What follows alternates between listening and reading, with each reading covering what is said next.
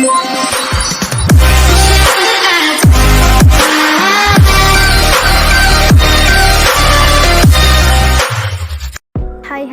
sekarang kita berada di Taman Doyata Petobo.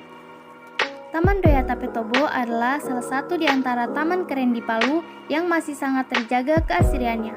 Fasilitasnya cukup lengkap, ada gazebo, permainan anak-anak, ada juga area luas di tengah taman untuk bermain bola atau perkumpulan, jadi tempat jogging dan tempat duduk-duduknya warga. Jadi untuk kalian yang ingin berkunjung, langsung saja ke Jalan Bu Lili, Kelurahan Petobo, Kecamatan Palu Selatan. Assalamualaikum warahmatullahi wabarakatuh dan selamat pagi. Halo teman-teman, sekarang kami berada di Taman Doyata Petobo. Perkenalkan, kami dari kelompok 3B. Perkenalkan, nama saya Salmayanti Rahma. Saya Noval Rusli. Saya Cahwang Ade Saputra. Saya Ellen. Saya Yulrika. Saya Marcelin. Kami mahasiswa dari AMIK Pidana Palu.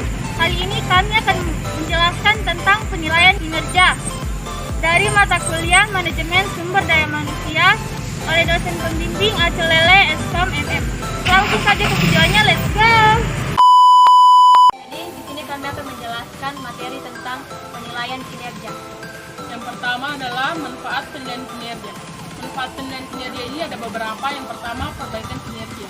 Yang dimaksud dengan perbaikan kinerja ini seperti rencana yang dilakukan manajer atau supervisor untuk memperbaiki cara kerja karyawan yang mungkin awalnya kurang efisien menjadi lebih efektif dan menjadikan suatu tujuan yang baik untuk perusahaan sehingga meningkatkan produktivitas karyawan maupun perusahaan. Selanjutnya ya, penempatan karyawan.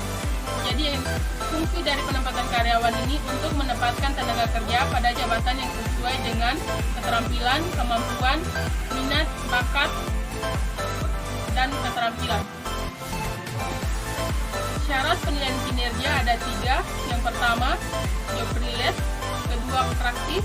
Ketiga, terstandarisasi. Selanjutnya saya akan menjelaskan materi tentang standar kinerja dan prinsip SMART dalam penetapan standar kinerja.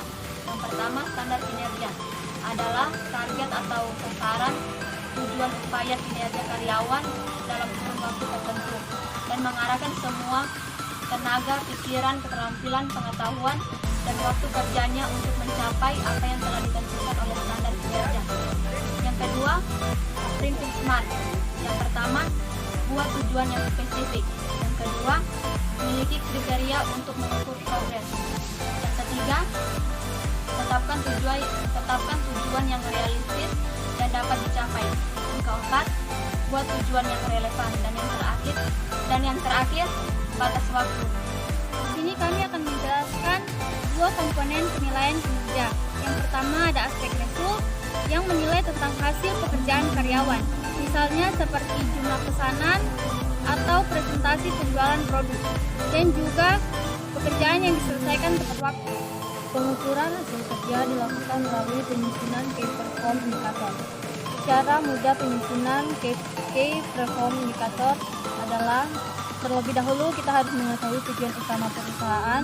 Yang kedua, menentukan tujuan apa yang kita inginkan atau kita ingin capai. Yang ketiga itu mensosialisasikan tujuan yang sudah kita buat kepada pihak perusahaan.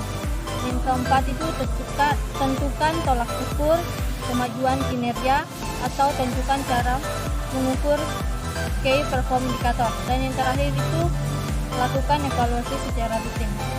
Dan yang kedua ada aspek kompetensi, yaitu menilai tentang kepribadian, karakter, dan juga perilaku karyawan. Aspek kompetensi ini atau kecakapan ini perlu dimiliki oleh setiap karyawan atau setiap orang agar mampu menghasilkan kinerja yang optimal atau baik.